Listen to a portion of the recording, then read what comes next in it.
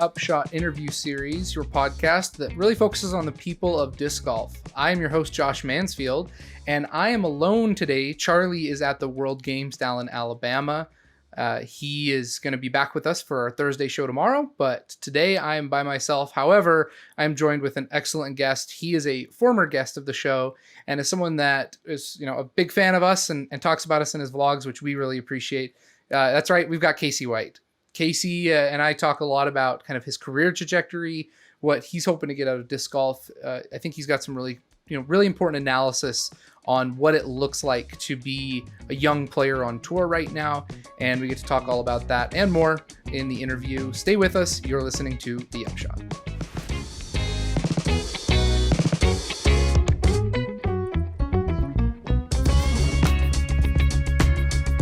The Upshot is presented by Pound Disc Golf, makers of the best bags in the sport. Well, if you're looking for the biggest and baddest pound bag that there is, go check out the fresh Octohaul colorways on the website, including neon green, purple, Cryptek Raid, and Typhon hauls. You can get 18 to 20 discs in the main compartment, 4 to 5 putters up top, and additionally 4 to 6 discs in each haul pocket. Plenty of space for all of your things, snacks, water bottles, etc. And it's really just about how you like to build your bag. So get yourself a deluxe Octohaul today at pounddiscgolf.com.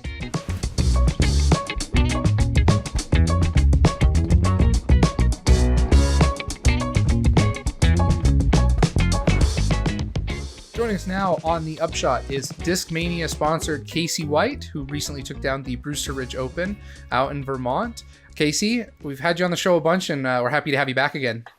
Thank you, Josh. Yeah, it's good to be back, as always. I listen to a lot of podcasts on a variety of subjects, and one of my favorite podcasts has a phrase they use to describe regular guest hosts or just guests on their show, and they describe them as friends of the pod. I don't know if that's a regular phrase for podcasts, but I feel like if we had a friends of the pod section, you would be at the top of that list. I would imagine so, and I would hope I would be at the top of the list. Absolutely. Casey, I want to start just by asking you how your season's been thus far, and especially how do you feel like your season has gone graded against your own expectations of what you saw going into this season? This season, I would say, along with most seasons, I would say 2020 might be the only outstanding one. But the first half, it's like you got to learn your new identity as you've improved into a new player. And every year it feels like it's the best year of my career because I've gotten better. But it's how much better did I get from January to December, not from 5 years ago me compared to this year me better. You know what I'm saying? Sure. So it's kind of hard to judge, especially in the state of today's game, because, not only are we all practicing and trying to better ourselves, but just more people are being better. And that's it's hard to actually calculate what is better. You could argue rating, because actually right now, I don't know if you remember back in 2019 when Paul hit the 1061, there was this thing that said if Paul continues to do that 2019 run, just say Paul goes on another just streak of not losing, he doesn't have to play better. As long as he keeps winning, he will never go down in rating. Well, it feels like nowadays everybody's taking that ratings hit. So it's just because we're all so close that nothing seems so incredible, because you shoot a double-digit round on one of the hardest courses in the world, and everybody's like, oh my God, but you have the lead over one guy, and then there's an 8-way tie for third. You know what I'm saying? Yeah, absolutely. I think you just described a handful of tournaments. Constantly breathing down necks, you know what I mean? It's just once you get inside that, okay, this is the group of people that's having their weekend, maybe call it the top 8, lead card, chase card. 1 3 putt can take you out of the top 20. You know what I mean? Absolutely. So it's hard to value an experience on what I would say the leaderboard nowadays. Right now it's people aren't even getting into events, and a lot of people put in the time last year to earn their way in this year, and I know I certainly was part of that list. And at this point, I'm just happy to be playing every single one. And, I'm finishing high enough, top 30 on the regular. That's, I know, not my best, but it gets way worse than that. Absolutely. And, I would say I'm overall satisfied, but through this point in the season last year, I mean, I had a couple, I would say, I had a couple higher finishes last year, but I would say my lower finishes were worse last year. Got it. Well, I know we interviewed you right after Jonesboro last year, Yeah, which is where you took your fifth place finish. yeah. Incredible finish. Absolutely. And that's kind of what I think got you onto a lot of people's radars outside of your vlogs. So that's actually a really great example because Jonesboro is to this day my highest finish at an Elite Series. I got fifth. Okay. And that tournament, I could list off just in the final round a couple strokes that I leaked away. So like, yeah, I played great. Like, but I wouldn't say I played my best. I didn't like leave it all out there. No, I had strokes to be desired. Like, I could have had a podium. And this year, I've had tournaments where I felt like I played better, but I didn't even make the top 20. You know what I'm saying? So like at the tournament where I played my best finish in my career, there were strokes left out there. And nowadays I feel like maybe there was one stroke that I could be like, yeah, I should have made that 20-footer. But then that was only the difference between 20th and 19th. Sure. It's definitely a more competitive field. And you talked about rating a little bit. Congratulations, just hit your highest rating in history. Yes, that's the truth. And I didn't post about it at all. I didn't actually post about it at all. I just filmed a YouTube video yesterday and I talked about it, but that was kind of like more like the subject of the video. It was just like, here's a little update on how I feel about how I'm playing. And, rating is cool. And it's really funny because I have been 10-22 for the 5 of the last 7 months that I've been playing. So since October, I've been 10-22 or 10-21. I was 10-21 for a 2-month span. And finally broke past that personal best, 10-22, and up to skip 10-23. That's old news. That's and we're right. just going up. Thank Do you, you Smugs. feel like? Thank you, Smugs. That's right. Do you feel like your game is at the highest point of your career as well? Certain aspects of it, absolutely. Okay. I What would are those say aspects? Backhand. My backhand is the best it has ever been. There's no question about it. All the way from putter to distance driver, my backhand feels so comfortable. But that comes from, everybody else on tour, shoulder injury, lowering the sidearm count. So, less sidearms just equals more backhand practice. So it's not surprising to me. But unfortunately, some of my sidearm shots have severely taken a confidence hit because my rep count is just so low. Like, I can't tell you the last time I did field work because so many of my strokes are so valuable to me on the course practicing that I can't just hit a field and throw for an hour. So I have two questions then to follow up with that. Number one is, do you have a kind of pitchers have pitch counts, and Charlie and I have talked about this before. They have a certain number of an algorithm. After so many pitches, they take X amount of rest. They only throw so many in a week, et cetera, et cetera. Do you have some sort of a formula that you use as well? Or is it just, I know that I can't throw field work because I'm too busy practicing? So I worked really hard at the start of the season, like through physical therapy and stuff like that. And yes, that helped, but it didn't solve.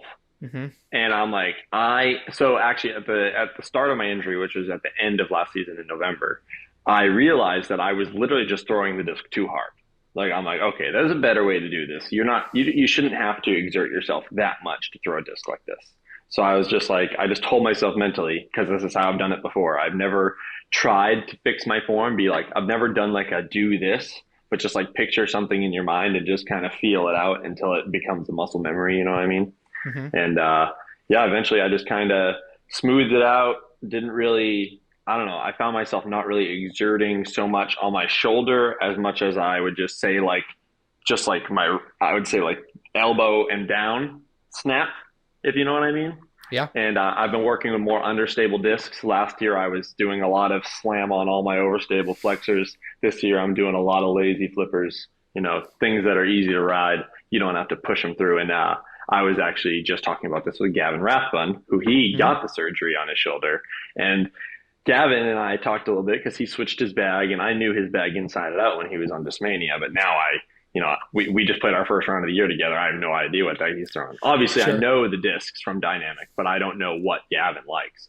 Right. And so I'm kind of watching the shots he's throwing, and he was telling me, he's like, these discs are actually pretty good, because I was telling him how, like, oh, like you probably don't have a PD2. And he was like, no, but I don't throw. He's like, I'm not ripping Anheisers into the wind on PD2s anymore. He's like, I'm throwing smooth, like I've changed a little bit. And I watched him throw in like the first hole. I was like, dude, you're right. Like, that's crazy. like Gavin used to just like rip over the top and just torque into something, and now he's like, I don't know. He's just like really, really smoothing it out.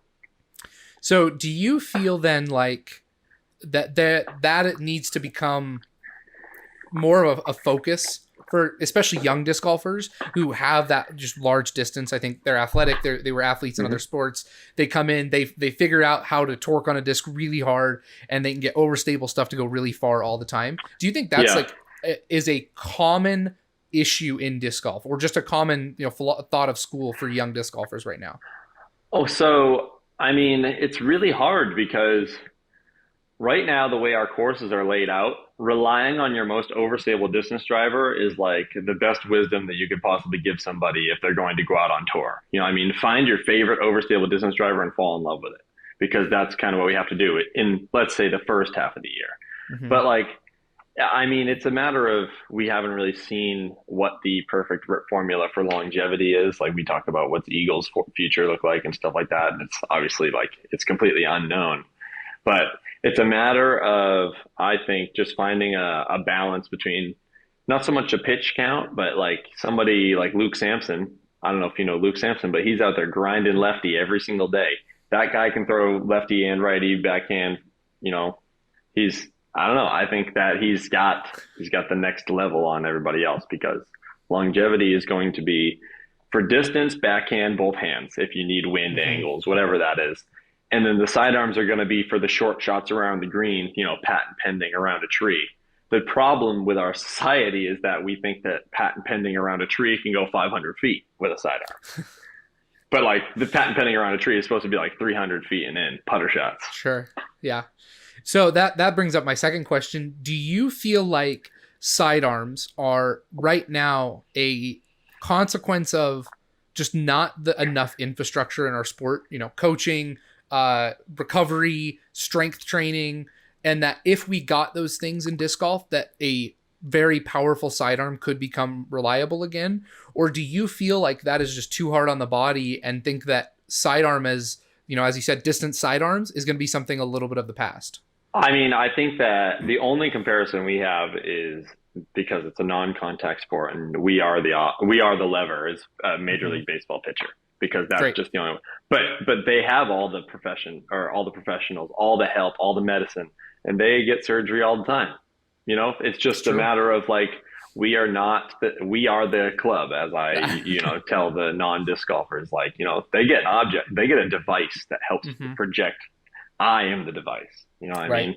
And my device isn't made out of steel. That's very true.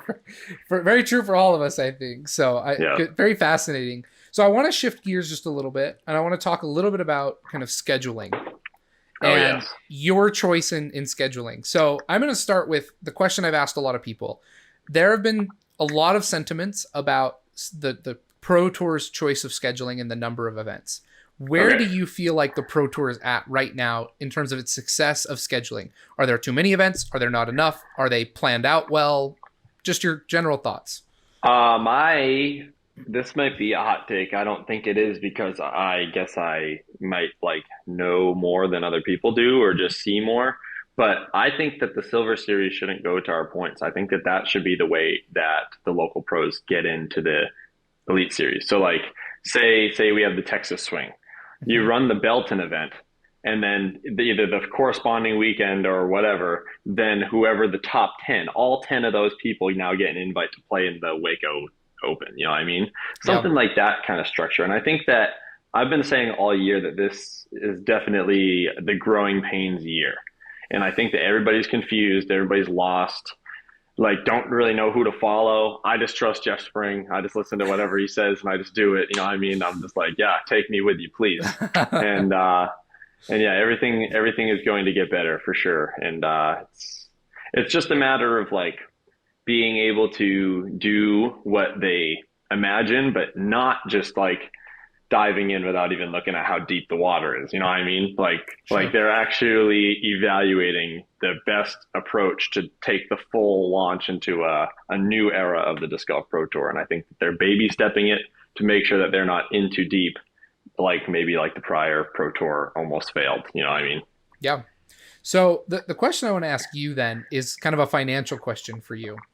So your best finish, and I'm going to exclude Champions Cup because it's a major in terms of cash. But so your best finish at an Elite Series DGPT event is at the Texas State Disc Golf Championship. Shocker. 13th. Yeah. You earned $925. Yep. You then come just recently, in 17th of June, you play the Brewster Ridge Open, just an A tier, and you take home almost $1,400. So, you know, a $500 difference between these events.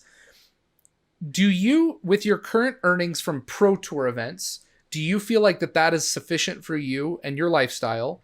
Or do you think that, you know, as we continue to progress, and as you mentioned, you know, more and more people are getting good, there's more people on tour, do you think more pros are going to build A tiers in to help kind of pad their reserves for cash?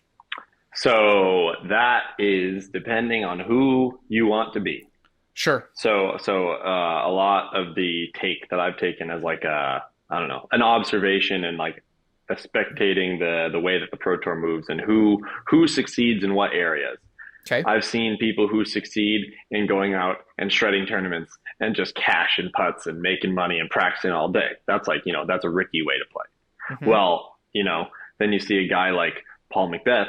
You know, he's out there playing the tournaments with everybody, but he's built his brand, and on the off weekend, he's playing freaking disc golf with Ben Askren and filming YouTube videos and having a good time, and, you know, going to freaking different random countries and building disc golf courses. And like, that's what I'm about.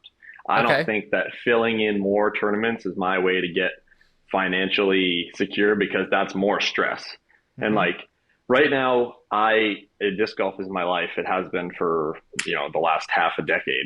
And I don't want it to ever run out. You know, I don't want the fire to burn out. And I am aware of like what can get me close to the burnout. And I'm just staying far away from that. And basically it's like, if I play around a disc golf, I evaluate am I preparing for a tournament? Typically the answer is no, if I'm just playing a random course. So then I'll bring discs from my van that don't usually make my bag. They're the same mold, but they're just discs that I am not expecting to throw well because I just threw them in my bag. So it's like taking what my job is, which are the discs that are in my bag and the ones I trust and know and love. Those are the ones I take to work with me and, you know, practice and analyze the course and read the greens and skips and everything like that. But then when I just play for fun, the only thing I want to do is ace. So I'll just throw a handful of putters, a handful of mids, and maybe like a FD3 in a bag, go play a short course. That's what my girlfriend and I are going to do this afternoon. And the only thing I'm going to do on every single hole is try and ace. So it's a matter of finding that balance. Sure. And like my balance, thankfully, I have found a financial success in YouTube now. So I just kind of keep that going. I'm trying to build that up so it can become a lot more reliable, I would say. But shout out to my editor, Coach Broad. He's one of my good buddies. I've known him for a while now, and he's editing my videos for me so I can actually post on a regular basis while being on tour, because I definitely would never, ever be able to do that if it was just me. So I'm curious what your financial breakdown looks like then. If you take in, and I can see three financial sources: Discmania, and sponsors. You have your cash earnings from tour, and then you have your YouTube and your vlogs. What's the breakdown percentage wise of each of those funding sources? And then perhaps one if I forgot one. Sponsors are probably at the lower side, and then definitely tournament earnings are on the higher up, and then My YouTube it varies. It can, sometimes it's a good month, sometimes it's a bad month. Just depends on, some months I only put out a couple videos, other months I put out a decent amount, more than average. So it just depends, and it depends on how well the videos did. So, but basically, it's still mostly dependent on tournament earnings, and it's like it keeps you hungry. It makes it worth your time to go out there. Like I've seen Simon sometimes, he's like, why should I even fly to this tournament? He's like, I'm going to break even. I'm going to get a rental car. I'm going to get a hotel, and I'm going to spend $1,200 to make $1,100 if I win. You know what I mean? So it's a matter of like, just not being too comfortable, almost like you still got to go out and play for it. You know, you're not just here for vacation. This is what you want to do, and you want to play good. Sure. If you don't mind me asking, what does a good month from YouTube look like in revenue? I can I mean I hit like a $700 month, and that was only a couple videos. They just happened to pop off pretty good. And it's just because I only post maybe once a week. Like right Sure. now my average is 3-4 videos a month. So as far as I'm concerned, for only 3-4 videos a month, that's not too bad. It's And not a bad everything adds up. hourly rate. Yeah. Yeah, exactly. Yeah. And I have fun doing it. Like while I'm filming, I do enjoy it. Sure. I actually just today uploaded a video from my home course, and I'm almost certain that there is no video coverage on YouTube prior because it is such a janky, hilly, cliffside course, and every single hole is blind, so it's like impossible to film. But I had to show it to the world, so I did it Okay. anyway. Well, listeners, go check it out. Yep. New video on Casey White's YouTube. So Yep. this leads me to kind of a big topic question, and you can take this whatever way you want. Disc golf as a career for a young player like yourself. Now, I think that there are some cases where disc golf as a career is an obvious choice. You know, when you are one of the top 5 players on tour, and you know you're making the kind of money that Paul and Ricky makes, I think it's an obvious choice. I think for players who, as you mentioned, you know, one putt difference means 20th or 15th place or 35th place. That means some serious considerations, especially and how old are you, Casey? I forget. I'm 22. You're 22. So at 22, you know, most people are starting their careers, they're graduating college, and picking up their long-term careers. So it's, you know, you have the opportunity cost of what you're looking at. So when you look at disc golf as a career, what kind of made you decide this is something that I can do full time? And how do you see that evolving in 5 years, 10 years, 20 years, right? Do you see yourself as being the number 1 player in the world in 20 years or in 10 years, and that's how you're going to be financially viable? Or do you see it somewhere else?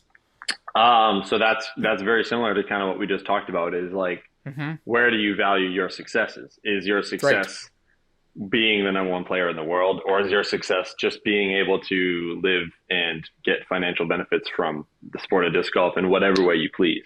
Right. Like, I mean, there are successful disc golf YouTube channels that they're still classified as an amateur on PDJ, but their YouTube channel is just that good, and it's become worth it for them. And it's just a matter of finding where you want to succeed. And like, I want to succeed in just like having fun. Like, I don't know, like that's what I'm succeeding in right now, and I'm just kind of rolling with it. Sure. Do you see that, I guess, changing in terms of, you know, when you think about your long-term dream, owning a house, you know, I don't know if that's included, right? You know, those I guess adult things, right? When you look at that, do you think that your career of and I don't want to demean you by any means, but you know, your career of having fun right now, of the vlogs, of playing tournaments, do you see that as being financially viable in 10 years? Or do you see yourself trying to transition gears a little bit? Or are you just playing it, you know, rolling with the punches? Yeah, it's almost like, you know, I feel like everything with the disc golf, like you want to call it the disc golf market, or like the whole hype around it. It's just very unpredictable, and you never know where it's going to be. And it's like, it's kind of like what you guys are talking about at the beginning of the year when Drew signs the lifetime deal. You just never really know.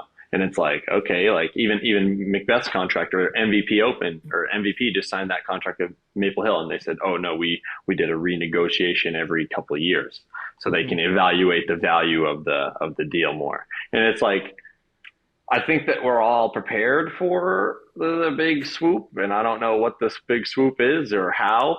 And it's just like, I think that everybody's just kind of rolling with the punches, and it's just a matter of like, just not getting too far ahead of ourselves, but like sticking with what we got. And right now, like, I just got to keep grinding it out, but hopefully I'm not going to be counting on the tournament earnings soon enough, but I'm not worried. I'm not, scared or intimidated. I'm just kind of, I'm just doing it. So, and I guess this is a follow. I love that answer. First off, I am a type A, like my office. I'm very different. I'm not a content creator. I'm not creative in that way. And so it's really is a fascinating question to me, just as a person, to try and understand what that looks like for you and your lifestyle. And one thing I think you see a lot of now, and I remember Simon, I think, put out a video a while ago that talks about if you want to get sponsored, you need to add value to that brand, right? Yep. And so now you have amateurs with social media accounts who are really trying to make that push so that one day they can also be a sponsored player and kind of like you. How do you see the future of today's 16-year-olds, 17-year-olds who maybe aren't in the game yet in the same way and transitioning? Because we have someone like Gannon, still very young, comes on and is excellent. I feel like it's getting harder to do that, though. Do you agree? Yeah, I feel like Gannon is pretty similar to myself, or I should say I'm similar to Gannon, where we both played the same junior worlds. I mean, he played whatever. He was in 12 and under at the time. I was in 18 and under in 2017. And it's just like we kind of just fell into the sport at the right time. And like there's no way that we knew what we were doing at the time. The other people that played in that it wasn't junior worlds for them, but it was AM worlds, but it was the same event. Haley King and Missy Gannon. They also played that. Yep. And Cynthia Ricciardi. But anyway, the point is that nobody really knew. It's just that we just kind of went to that event and everybody's like, wow, like, okay, that's the world championships and that's good. Let's try and go pro. And now here we all are years down the line. And it's just like a matter of getting in at the right time, right before that. Like, I felt like the big wall built up to be like, this is this huge wall you have to climb to be pro now. Before it used to just be like, oh, that's it. You just sign up and just pay the extra $25. Cool. No, now It's like, you can't even just be 1,000 rated anymore. You got to be 1,000 rated and you got to know somebody. You know what I mean? That's exactly right. That's exactly right. And I mean, there are tons of guys in Idaho who are 1,000 rated or close. You want to know what? That's what I was just about to talk about. I was literally just about to ask you. You were about to ask me like what it looks like for somebody that like you can't justify it because you like your office. Dallin Blanchard, he's been 1030 for how many years? And I mean, him and I have talked about it. He's like, how can it be like physically, I don't even know, like a good idea for me to throw a Frisbee when I could just guarantee that I'm going to make money right here where I'm at and be with my family. Like, and I'm like you can't argue against it. That's right. I mean, it's just a matter of where do you want to, where do you want to succeed? And he's succeeding by living a good life with his family, and that's totally cool. As long as he's happy with his decision and he's not regretting and being like, I should be out on the road, Like that's what I think of. And, you talk about the A tiers. You talk about filling in some A tiers. Brewster Ridge Open, as soon as that tournament went to an A tier, this was the first year it was ever an A tier. It's been a B tier for years, like years ago. And Brewster Ridge Open is a longer running tournament than the Green Mountain Championship, if you didn't know that. I didn't know that. Okay, so that was that. Yeah, but anyway, the reason I came home just because I was just like, that's my favorite course. It's an A tier, but I'm going to make it a priority. I went from Portland, Oregon to Vermont. I drove to Minnesota and then I flew home and then I played and I was like, I got on a plane. I made it worth it. Now I'm gonna win. And I'm glad that I did, obviously, but it's just a matter of like those tournaments only come around every once in a while. And I think that I couldn't just like play random A tiers and enjoy it because I go on tour and I'm like, yeah, these are awesome tournaments happening back home that I'm missing out on. But if I was back home, I'd be like looking at the Pro Tour and kicking myself and being like, oh, I should be on the Pro Tour. So it's just a matter of like, just being glad to be where you are, not wishing you were somewhere else and just actually appreciating what you're doing.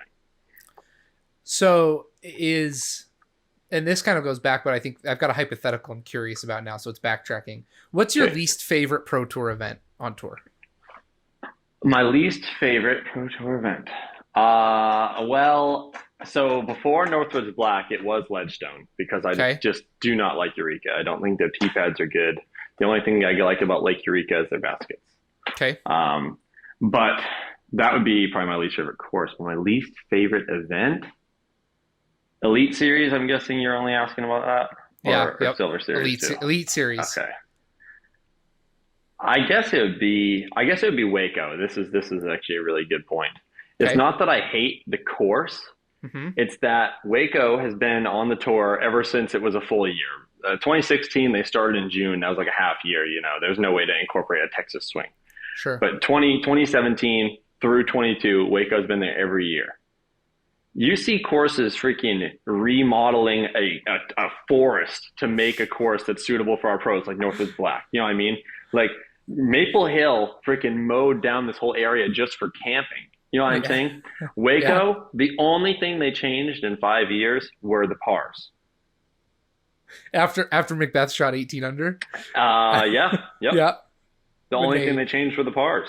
McBeast proofed it. I remember Yeah, that. That was really and, funny. and like all the tee pads are the same, all the baskets are the same, or well, like the basket pin locations, I should say, not the Sure. baskets themselves. But still, it's just a matter of the sport's growing at a rapid rate, and you got to kind of grow with it. Okay. But So I understand their circumstances because they're a park that they're not allowed to do things with the course, and that's right. unfortunate. But that's just kind of the way it is.